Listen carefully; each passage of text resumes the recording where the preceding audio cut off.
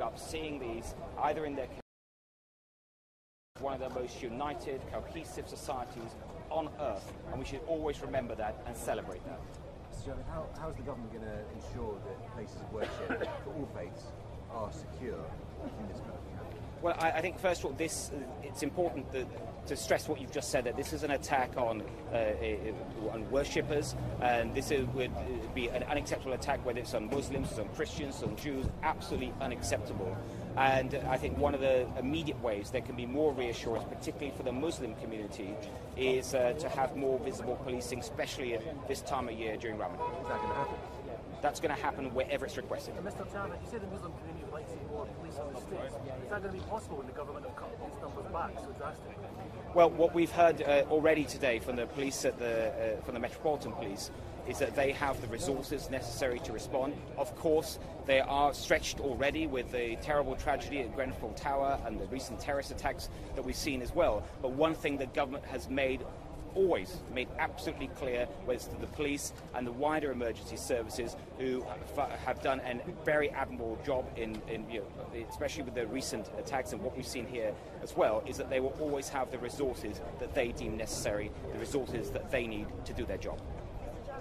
I have to make this the final question.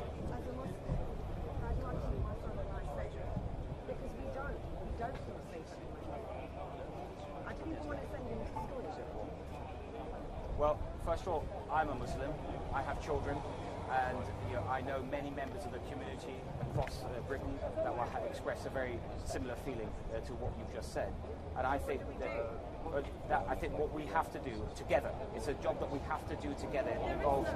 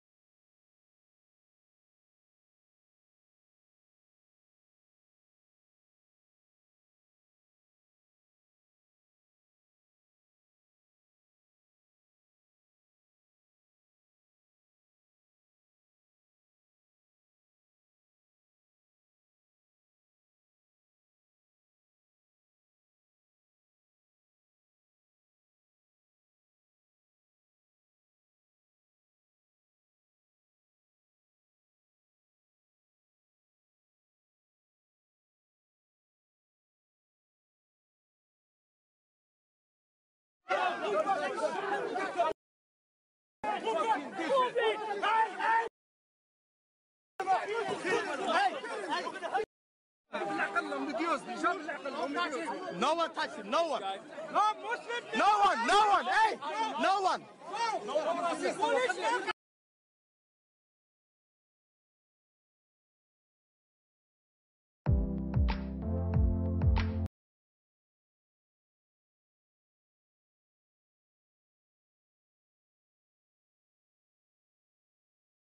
I was like sitting in the coffee shop just a couple of minutes away from the things, and one of our friends, he was reporting what's going on in the front of the mosque. He said like there's a car smashing some of the people, like getting out of the mosque.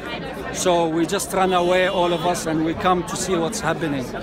When I come, I see ambulance, I see people on the floor, and I see the ambulance people, they taking the people to the ambulance.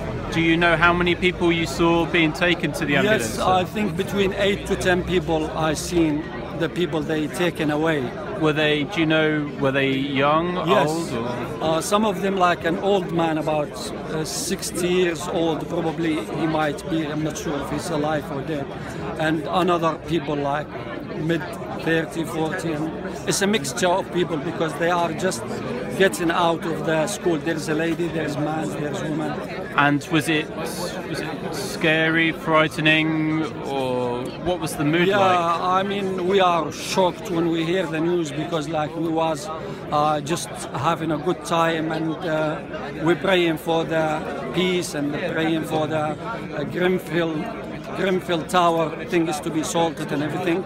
And when we hear this, we very actually shocked. Yeah.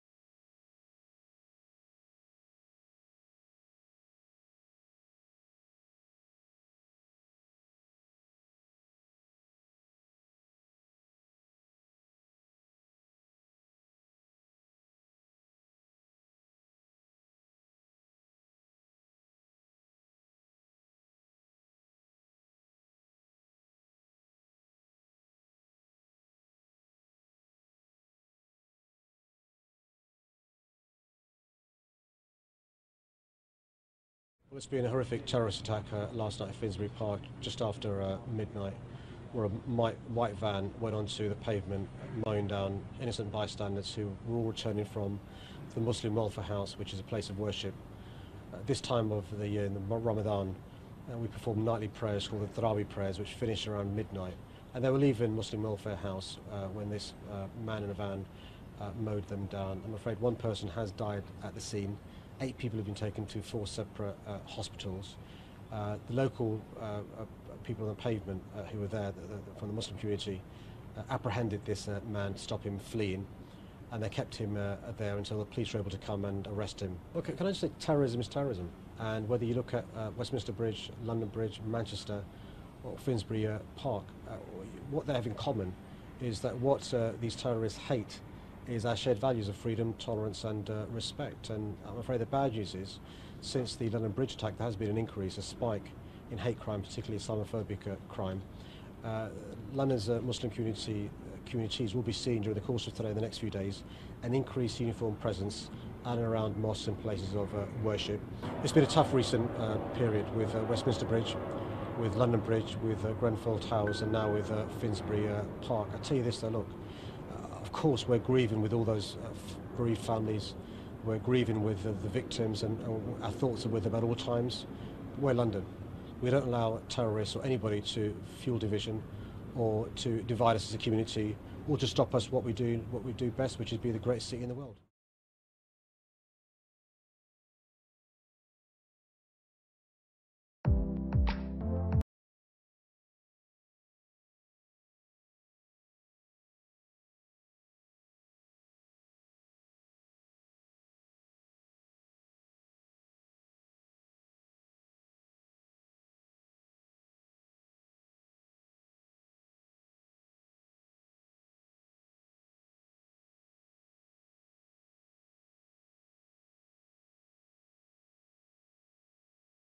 From 21 minutes past midnight this morning, police received a number of calls to Seven Sisters Road following a van having collided with pedestrians.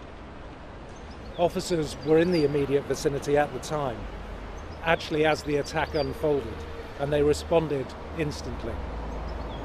Additional officers were on scene within 10 minutes. One man, as I've said, was pronounced dead at the scene. 8 others are in hospital, and 2 more were treated at the scene. All the victims were from the Muslim community. I'd like to praise the police officers who immediately responded, who gave life-saving treatment at the scene, but also very much those members of the public who assisted before and after this incident. Also at the scene, detained by members of that community, was the man suspected of being the driver during this attack. He has been arrested on suspicion of attempted murder. I would like to thank those people who helped police in detaining the man and worked with officers to calmly and quickly get him into our custody. Their restraint in the circumstances is commendable. This investigation is ongoing, and we are working fast to know the full details of how and why it took place. At this early stage of the investigation, no other suspects have been identified or reported to police.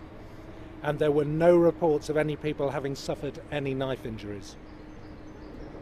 The van used has been examined by specialist officers, but nothing that would cause a risk to the public was found within it. Extra policing resources have been deployed across London in order to reassure communities, especially those observing Ramadan at this very sensitive time. I would urge everyone to remain calm and remain vigilant.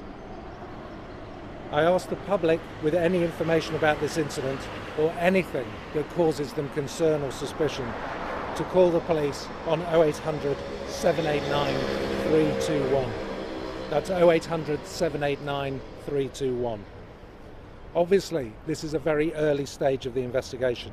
However, as and when I can make more information available, I will. This has been an incredibly challenging time for London, and the emergency services are stretched.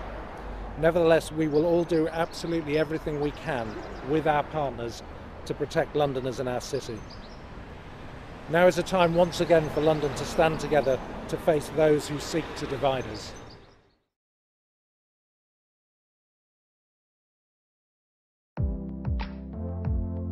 Hello, I'm Bridie Gordon. Welcome.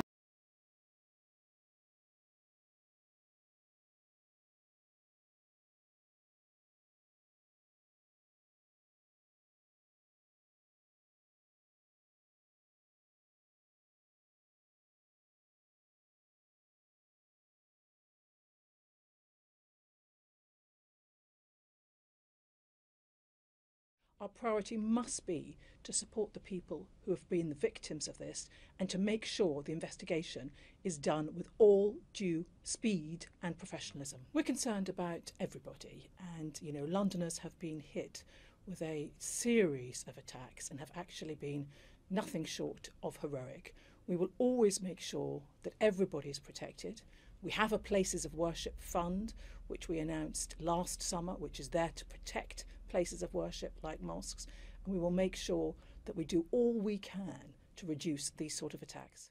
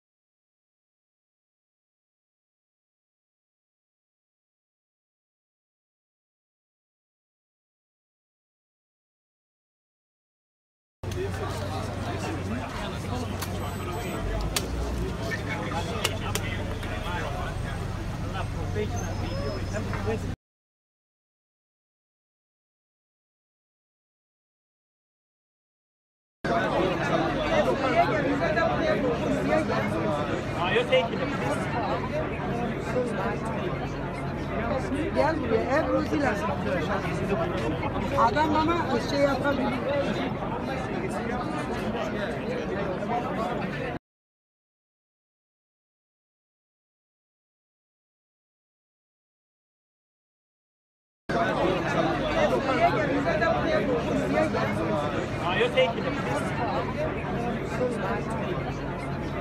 Gel buraya, ev ruzi lazım. Adam ama şey yapabilir.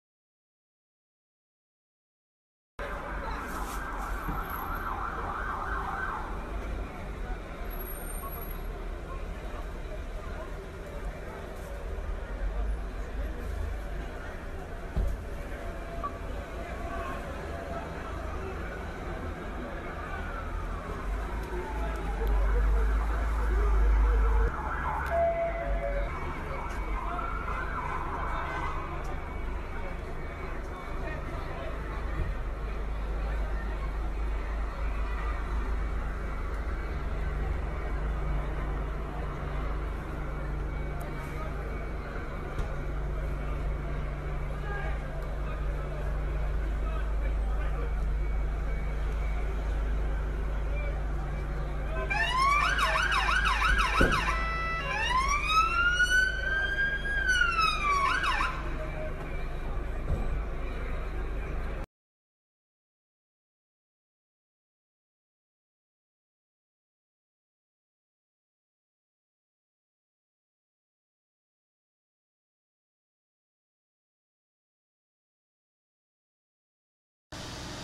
Charlotte County, this is Charlotte County Cop Watch, and I wanted to explain what fair use is.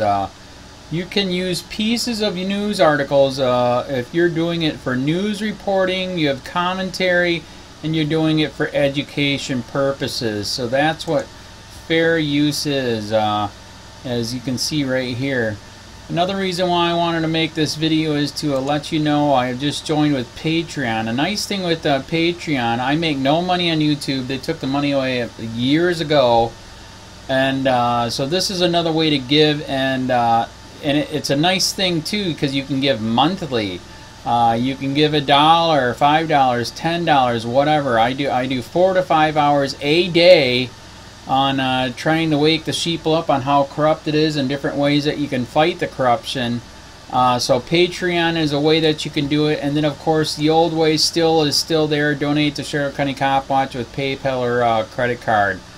So keep that in mind. 4 to 5 hours a day. I make no money, but the corruption happened to me and I'm sick of it, so I'm trying to wake people up.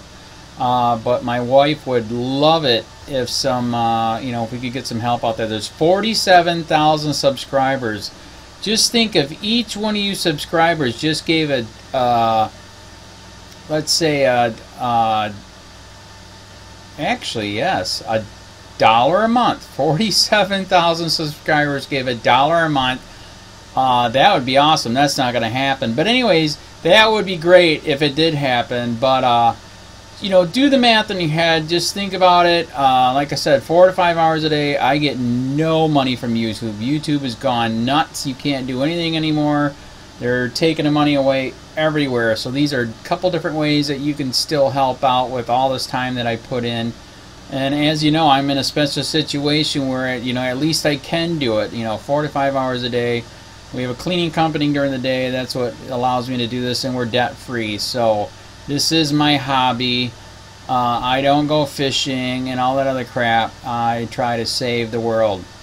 So help me out to make the wife happy, man. In fact, if you guys did give $1 a day, and there was 47,000 of you, and you did it, and each of you gave $1, and that was every month, oh my God, yes, I could quit. I could start suing them. Another idea too that we have is if I got some funds, we could actually contact everyone that has been ticketed and or arrested and put in jail and start sending them postcards to let them know we're here, and to see if everything went all right, and if it didn't, find out their story. So we could even do more investigations and more lawsuits. Lawsuits take money.